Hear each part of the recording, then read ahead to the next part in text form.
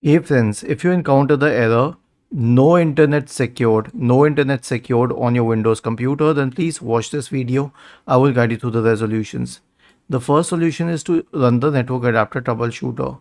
So right click on the start button and select settings from the menu. Go to the system tab on the list on the left hand side. In the right pane, select troubleshoot, select other troubleshooters, then click on run corresponding to the network and internet troubleshooter. The next solution is to update the network drivers. Search for device manager in the Windows search bar and open the device manager. And now expand the list of network adapters. Right click on this troubleshooter on this driver and select update drivers. Select search automatically for drivers. The last solution is to reset the network. How would you reset the network?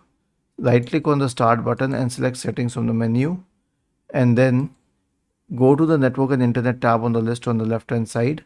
In the right pane, select advanced network settings. Click on network reset and finally click on reset now. The last solution is to forget the network. So click on this option here, the system tray. Click on this. Now you would be connected to a certain network. Okay, let's say that I was connected to this one. So it will read the password. Okay, this one. Right click on it and select forget.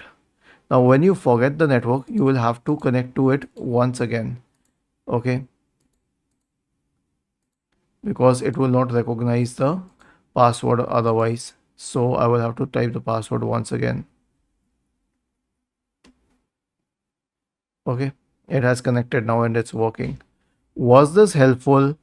If yes, then please subscribe to the channel, and if not, then let us know in the comment section of this video on how we could help you further. Thank you for watching this video and have a nice day.